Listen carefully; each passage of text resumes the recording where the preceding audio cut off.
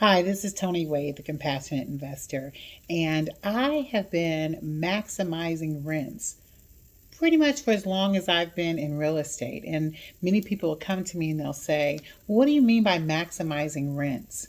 So I think of it as when I look at a property, it depends on the properties because it sort of helps me determine which way to go. But every property, you can pretty much determine how much rent you can collect in that property. And my goal is to maximize it to the 10th degree. And many people like to use like Section 8 to be able to do their buy and hold properties, which is great because it does give you, right at what market rate is and sometimes a little more depending on the property. So that works. I'm just not a big Section 8 person. I don't think I've done some Section 8, but that's not the model I like.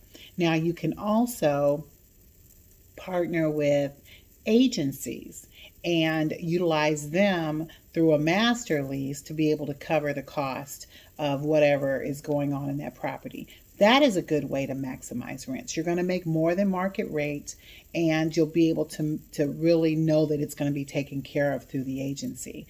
But my favorite way of maximizing rents is creating a shared housing model where we work with individuals in providing different services, and each of them will receive their own private room. And to me, that's the best scenario because you're able to get anywhere from, depending on the property, you'll get $500 per room or per bedroom, and they share the space that is common. So they have their own private rooms, fully furnished, and then they share the common areas. Now, typically you can do 500, but I've seen situations where you can do and get more depending on how you've created and structured your program.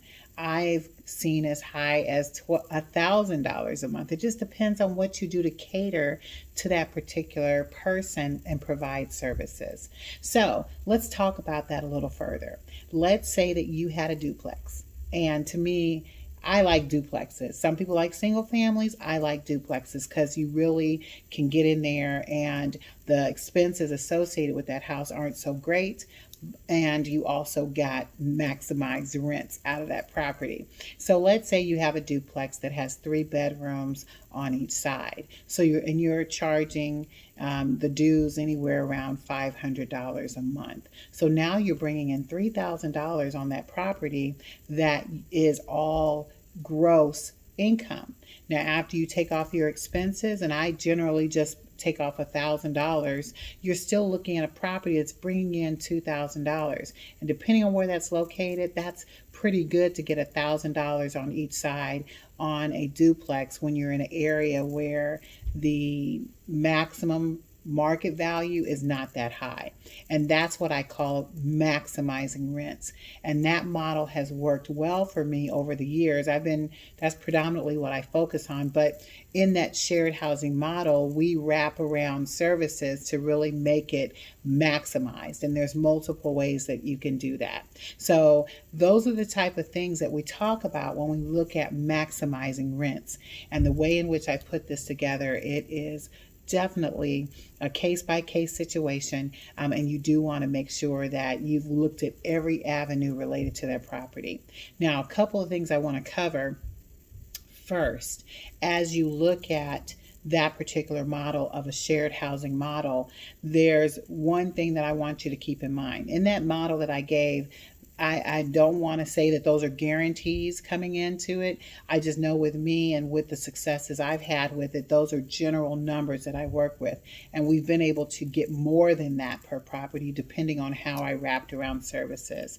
I also want to point out, depending on where you're located, there may be specific requirements within that particular area that might minimize the number of people that you can utilize in that property. I found that the sweet spot is about 3, but there are areas where you can exceed that. So that's why I gravitate toward duplexes, because you're going to maximize. You have at least 6 people that you can cater to versus a house that has a whole lot of rooms. Because if you've got policies in place that prevent you from putting more than 3 people in a location, then yeah, you've got to operate by that.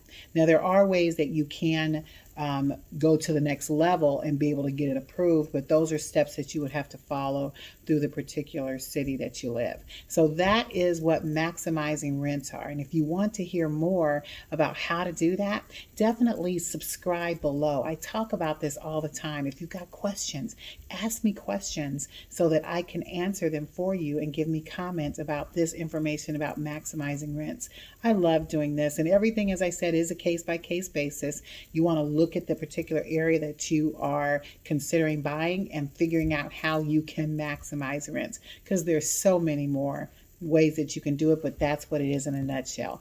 Also, click the notifications so that whenever I do put a message out here, you're able to hear my information. So get out there and get it. This is Tony Wade, the Compassionate Investor, and transform your life so that you can fully transform the world.